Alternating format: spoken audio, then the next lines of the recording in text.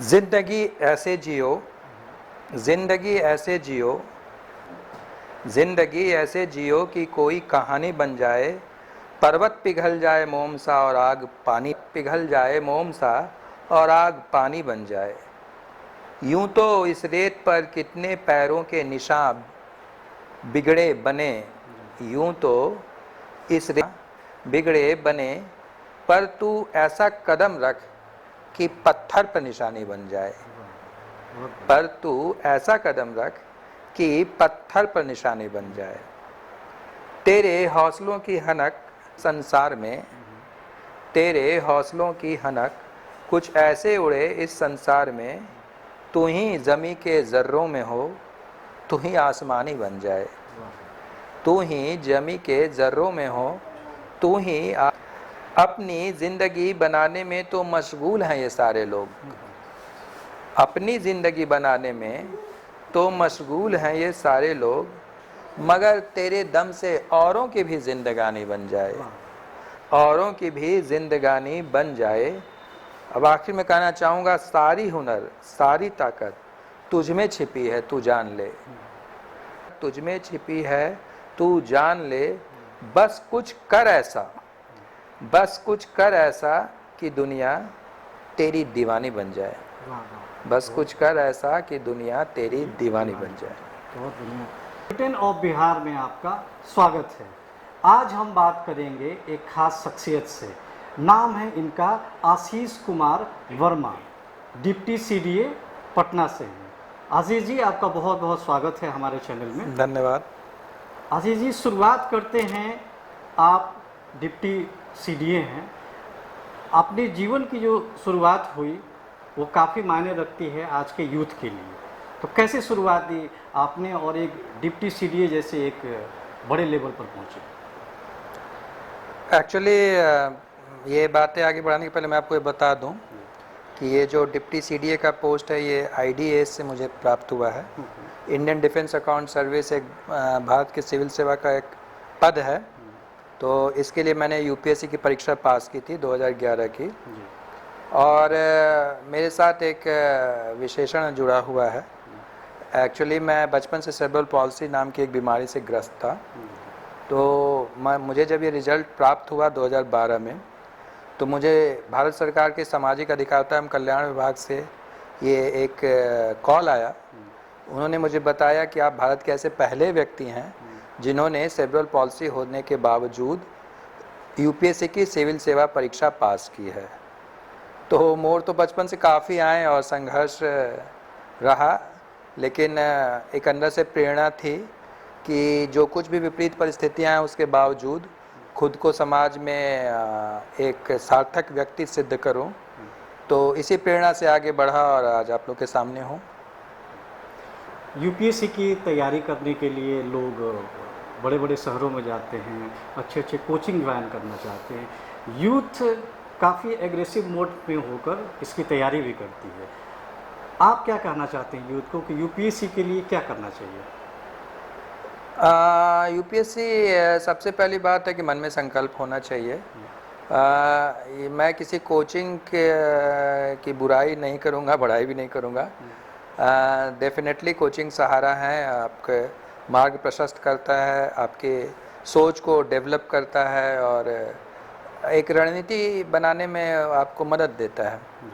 लेकिन ये अत्यंत महत्वपूर्ण भूमिका अवश्य निभाता है, लेकिन ये अनिवार्य है ऐसा भी मैं नहीं कहूँगा।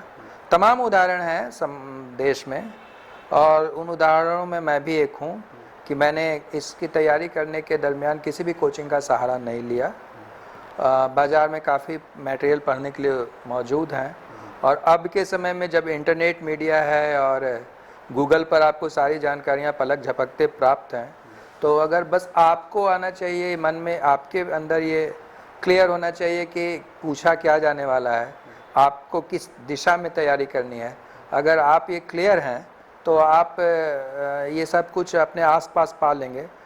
जो बड़े बड़े शहरों की बात आपने की, एक समय सही रहा होगा, लेकिन आज के समय में अब ये भी बहुत ज़्यादा समीचीन या उपादेय नहीं है, चूँकि अब हर जगह हर चीज़ उपलब्ध है। आप पोस्टल कोर्सेज भी कर सकते हैं, नहीं भी कर सकते हैं, आप ऑनलाइन भी चीज़ों को मंगा सकते हैं, और आपके आसपास का शहर, गांव तक के दुकानों में ये सब चीज़ें उपलब्ध हैं। तो अब के समय में ये इतना अनिवार्य नहीं रहा। ये निर्भर नहीं है, इस बात पर निर्भर आपकी सफलता नहीं है कि आप कहाँ रहते हैं। आपकी सफलता इस पर निर्भर करेगी कि आप कैसे देखते हैं, अपने आप को कहाँ रखते हैं, अपने मस्तिष्क को कहाँ रखते हैं। तो मेरा यही संदेश रहेगा कि अपने देश काल परिस्थिति पर विचार न करें, अपने लक्ष्य पर का ही विचार करें। अगर लक्ष्य आपके सामने स्पष्ट है तो पा लेंगे। आशीष जी, फैमिली सपोर्ट और सोशल लाइफ में कुछ लोगों का सपोर्ट आपको कैसा रहा? किसी से मोटिवेशन मिला या हो सकता है किसी ने मोटिवेट किया आपको?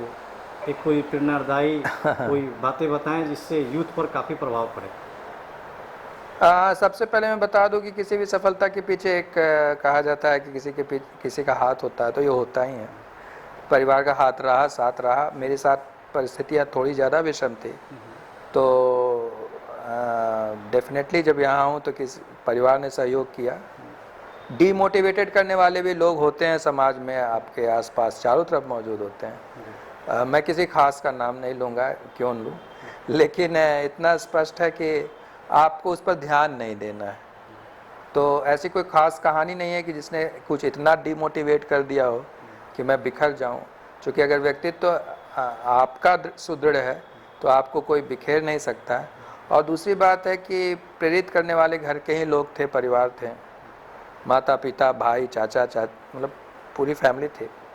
तो सब लोगों ने हर पल मुझे मोटिवेट किया, और ये कभी एहसास नहीं होने दिया कि तुम किसी से अलग हो। मैं अभी भी कहूँगा समाज में अच्छे लोग ज़्यादा हैं। अब डिपेंड करता है कि आप अच्छाई देखना चाहते हो या बुराई देखना चाहते हो। समाज अच्छा है, हाँ, कुछ लोग नकारात्मक भाव से आपको देखेंगे, ख़ास तौर पर आप कुछ अलग हो तब ज़रूर देखेंगे, लेकिन आपको उस पर ध्यान नहीं देना है। मैंने यही किया। जीवन साथी का कितना सहयोग रहा? जीवन साथी का बिल्कुल सहयोग रहा। एक्चुअली वो मेरी प्रेरणा है, और सबसे बड़ी बात है जो मैं स्पष्ट करना चाहता हूँ कि वो भी मुझे बिल्कुल एक सामान्य व्यक्ति की तरह देखती हैं। जैसे उनके लिए मैं कोई अलग व्यक्तित्व नहीं हूँ। और जीवन साथी की सफलता इस पर निर्भर है कि आपके साथ उनका संबंध कैसा है। वो बिल्कुल मित्रवत व्यवहार होना चाहिए। वो हमेशा रखती हैं, हर पल मेरा ध्यान रखती हैं, और उन्होंने लाइफ में कोई ऐसी कमी मुझे महसूस होने नहीं दी कि मैं उनसे निराश हूँ। साहित्य के साथ कॉम्बिनेशन और यूपीएससी को क्लियर कर लेना कैसा रहा? साहित्य बचपन से मेरी रुचि थी। एक्चुअली यूपीएससी पास करने में मेरा हिंदी साहित्य एक ऑप्शनल भी था। तो साहित्य आपको एक दृष्टि देता है, एक विज़न देता है, और आपके व्यक्तित्व को निखारता है मेरे समझ से। तो और अब साथ साथ आपकी लेखनी क्षमता को वो ढाल देता है। तो बिल्कुल सकारात्मक प्रभाव रहा है। शायद अधिक नंबर आने में उसका योगदान रहा है। कुछ व्यूअर्स हमारे कोई कविता हो तो सुनना चाहेंगे आपसे, जो जेहन में हमेशा रहता हो। सुनाता हूँ, थोड़ा पढ़ के सुनाऊँ। हाँ हाँ बिल्कुल। जिंदगी ऐसे जियो, जिंदगी ऐसे जियो कि कोई कहानी बन जाए। जिंदगी बन जाए, पर्वत पिघल जाए मोम सा और आग पानी बन जाए। पर्वत पिघल जाए मोम सा और आग पानी बन जाए। यूं तो इस रेत पर कितने पैरों के निशान बिगड़े बने। यूं तो इस रेत पर कितने पैरों के निशान बिगड़े बने, पर तू ऐसा कदम रख जाए, पर तू ऐसा कदम रख कि पत्थर पर निशानी बन जाए। तेरे हौसलों की हनक तार में, तेरे हौसलों की हनक कुछ ऐसे उड़े इस संसार में।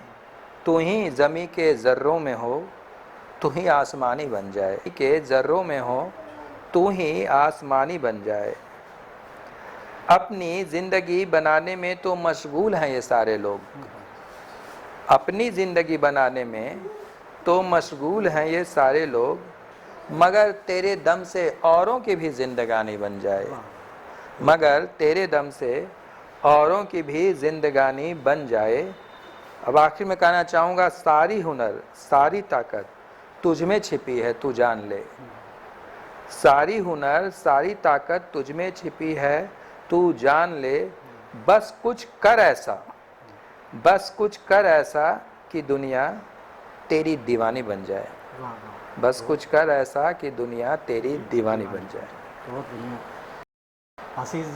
आशीष जी ने जो लाइनें बोली वो यूथ के लिए भी और एक राष्ट्र प्रेमी के लिए भी बहुत ज़रूरी, लोगों को मोटिवेट करेगी, हमारे व्यूअर को भी मोटिवेट करेगी। आशीष जी, एक लास्ट प्रश्न, राष्ट्रीयता पर क्या विचार हैं आपके? एक राष्ट्र के प्रति लोगों में, या आप लोग चूँकि सरकारी महकमे से हैं, कितना फ़र्क आ जाता है राष्ट्रीयता की सोच पर? कि सबसे पहले मैं बताऊंगा कि जैसे व्यक्ति के लिए, जिस व्यक्ति में जीवन है, तो जैसे आपके लिए किडनी, लीवर, फेफड़े महत्वपूर्ण है, तो राष्ट्रीयता भी उतनी ही महत्वपूर्ण है। राष्ट्रीयता के बिना मतलब, और राष्ट्रीयता कोई नकारात्मक शब्द नहीं है। राष्ट्रीयता का मतलब ये नहीं है कि हम किसी से दूसरे देशों जाकर झगड़ जाएं। राष्ट्रीय हम खुद को सुरक्षित करें। तो राष्ट्रीयता भाई जीवनी तत्व है। जैसे शरीर में रक्त की आवश्यकता है, वैसे ही विचारों में राष्ट्रीयता की आवश्यकता। जिसके हृदय में राष्ट्रीयता नहीं, वो हृदय नहीं, पत्थर है। राष्ट्रीयता अनिवार्य है। ये थे आशीष कुमार वर्मा, डिप्टी सीडीए पटना से। इन्होंने राष्ट्रीयता पर अपनी जीवनी इनकी कितनी इंस्पायर करती है, हमारे व्यूअर ज़रूर बताएं। और आशीष जी, हमारे चैनल में इंटरव्यू करने के लिए आपका बहुत बहुत धन्यवाद। Thank you.